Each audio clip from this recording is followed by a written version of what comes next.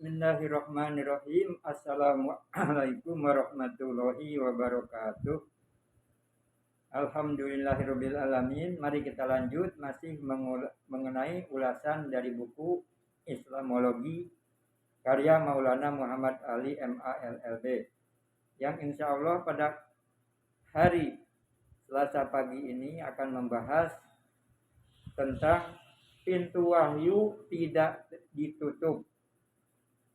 Robi srohli sodri wa yasirli amri wahlul uqdatam min lisani yafqahu qawli. Allahumma sholli ala sayyidina Muhammad wa ala ali sayyidina Muhammad wa sallim taslima. Agama-agama besar di dunia hampir semuanya menganggap bahwa wahyu itu khusus diberikan kepada bangsa atau umat tertentu saja. Bahkan mereka menganggap pintu wahyu telah ditutup setelah munculnya beberapa orang besar dan setelah waktu tertentu. Tetapi agama Islam di samping menganggap bahwa wahyu itu pengalaman universal umat manusia, juga menganggap bahwa pintu wahyu tetap terbuka untuk selama-lamanya. Memang ada beberapa ulama Islam yang keliru pandangannya. Karena bahwa setelah Nabi Muhammad SAW pintu wahyu ditutup. Karena dalam Quran diterangkan bahwa beliau Nabi terakhir. Adapun mengenai tak adanya Nabi lagi setelah beliau ini akan dibahas nanti dalam dalam bab berikutnya. Tetapi keliru sekali jika dikira bahwa tertutupnya kenabian itu menyebabkan terputusnya wahyu. Sebagaimana diterangkan di muka, dari 3 jenis wahyu yang diturunkan kepada manusia, ada 2 jenis yang biasa dialami oleh para nabi maupun bukan nabi. Kecuali 1 jenis wahyu saja, yakni jenis yang tertinggi, yang disampaikan dengan kata-kata oleh malaikat Jibril khusus kepada para nabi.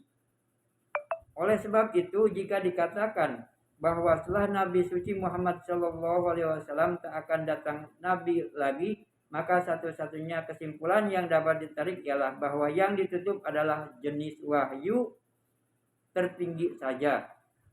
Tetapi berhubung tak adanya kata-kata yang luas, maka dapatlah dikatakan bahwa wahyu telah berakhir.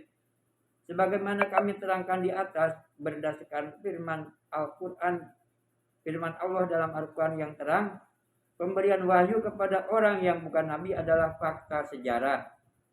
Wahyu itu tetap ada dan manusia selalu dapat menjangkau nikmat Tuhan yang besar ini. Sekalipun kenabian telah mencapai kesempurnaannya dan berakhir pada diri Nabi suci Muhammad SAW. Ajaran tentang terus diturunkannya wahyu ilahi ini dipegang teguh oleh Al-Quran dan hadis. Al-Quran mengatakan, orang-orang yang beriman dan bertakwa mereka akan memperoleh kabar baik atau busro dalam kehidupan di dunia dan di akhirat. Al-Quran surat 10 ayat 63 dan 64. Menurut hadis, busro yang dikaruniakan di dunia ini ialah impian yang baik atau ru'yatus salihah yang dilihat oleh orang Islam atau yang diperlihatkan kepadanya.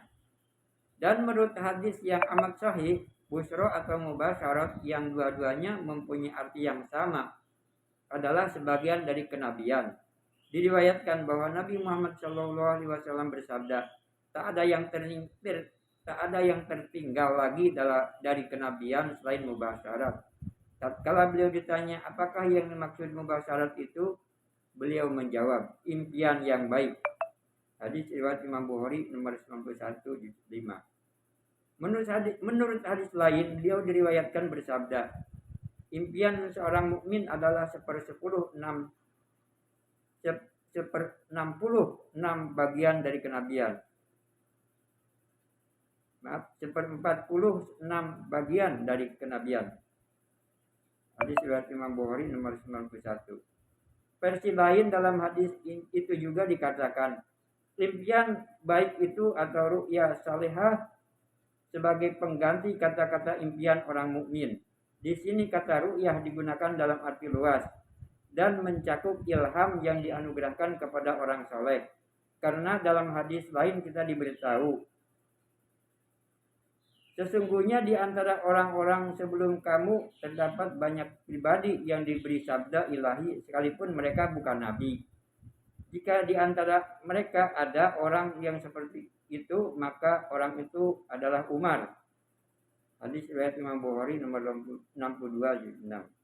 Semua hadis dan ayat Al-Quran yang dikutip di atas membuktikan seterang-terangnya bahwa wahyu jenis rendah tetap diturunkan setelah Nabi suci Muhammad SAW.